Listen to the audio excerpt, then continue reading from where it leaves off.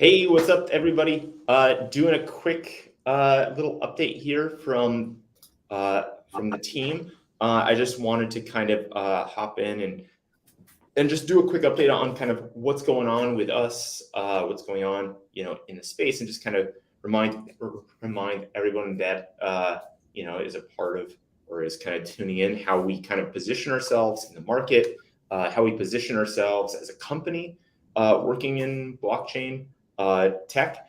And, I think it's kind of a good little update regarding how the industry is doing right now. There's been some turbulent couple of weeks. And so I just wanted to touch base quickly on that because, it's something that a lot of people reach out to me directly. I talk to a lot of people and friends in the space, and constantly touching base with other companies and partners and things. And I'm hearing a lot of things that have been challenging for other companies. And I want to just, have a more open conversation between us, kind of publicly to kind of better demonstrate how we fare. So I have Keith and Steve on board. So you guys want to say? I mean, so I've seen, throughout this last week, many different companies and organizations kind of putting out statements saying, we're fine, we're okay, not really affected by this whole thing going down.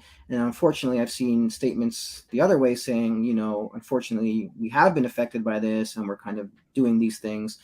So I didn't want to jump in right away and make those statements because I didn't want it to make it seem like we were, capitalizing on a tragedy. But I do think it's important that, we go out there and do say that we're okay as a company. And that kind of goes back to what your little video that you made last week, Julian, just the way we structure the company. So that's kind of why I thought this would be a real quick water cooler, just to make sure everyone knows that, we're doing okay. We're still here. That's why we're all here today. Just so it's not just Julian in his basement, running a company by himself. Cool. So Keith, do you have any thoughts on like what's going on, like how this has kind of impacted you, and kind of your thoughts on? Yeah, I mean, it's been a crazy week. Seems like new stuff comes out every day, and kind of just echoing what Steve said. We just want everyone to know that we're still building. This isn't going to impact our day-to-day business. Yeah.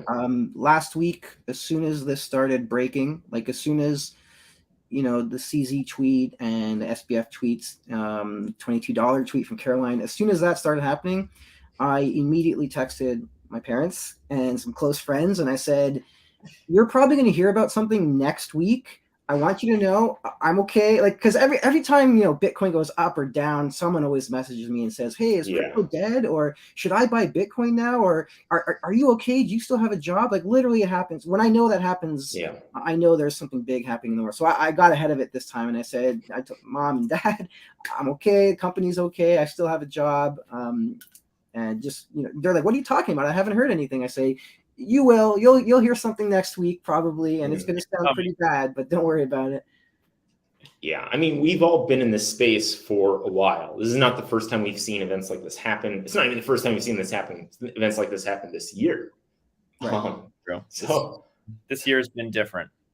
Yeah, it's been wild. I mean, it's to some extent, if you're building a company or business, partnerships, relationships around an industry that's this volatile, you kind of have to plan in that volatility, and that's kind of been a part of who we are for a long time. And when things like the last week or so happen, I don't think that you can say you're like completely unaffected. Right. Of course you are. It's like a crazy thing that's happening, but at the same time, it's kind of like you have to give yourself that ability to give it the attention that it should deserve, to ask yourself the question, is there an action that we need to take? And then the moment that you start asking yourself, there's like a lot of movement happening. Do I need to react to it? I think that's probably the best question to ask, is how do I react to it? And for me, the real way that I reacted to it, I was just talking to someone else on the team about this yesterday, is we got here by being, conservative and looking into the future and planning far ahead, you know, and making sure that that we're self-sufficient enough to continue to plan ahead. And when I look at, you know, events like today, it just makes me ask, are we looking far enough ahead? You know, I do like to ask that. I do like to say things like, you know, is there things that we can do to become a more efficient company? Is there things that we need to like change in that regard? And typically we go through a quick little exercise and we go, oh, no, we're kind of doing, we kind of did this like the last time. It's good to like check in on yourself, but at the same time, for a lot of companies, this is going to be a huge opportunity. I think that it's interesting because we, you know, over the years, we do get a lot of pressure to like, oh, you know, you should take your funds and put them in Celsius. You could earn interest on that. And then, of course, you know, people that know us know that we would, of course, share that with our community. So they're like, you know, this would be good for everyone, or, you know, all the holders, or, you know, Celsius or BlockFi or all sorts of things that you can do with the funds. And that is always a discussion that we have internally. It's like, you know, we can do this, but should we do this? Is it safe? You know, what is within our risk tolerance? And you know, our risk tolerance, I think, is a lot lower than most other companies. You know, perhaps it's cracking open a little bit, but it's risk tolerance is very low, and some people struggle with that. They're like, because they want to see more returns, and it's kind of like in situations like this, it almost kind of, you know, it reaffirms your resolve to be, you know, on top of things. Like, you know, it sucks to see other people suffering. I mean, I'm seeing these statements on Twitter, you know, people who are hedge funds and VC firms who are affected, and it's heartbreaking. You know, you don't want to see that for anyone. And it's not just the little guys here. It's big companies that are going to be majorly affected by this into the future. Right. Yeah, probably the most. Yeah, because at the end of the day, it's some things that I think are going to come out of this. They have to are, you know, government attention, government regulation, government like action. Things are going to come out of this. Like, it's not going to just like this years like this where you have, you know, Terra and FTX now and all this stuff happening. Years like this don't happen with like no reaction. And I think that at the end of the day, it's going to wash out a lot of, you know, companies that are not ready for that movement. It's going to wash out a lot of companies.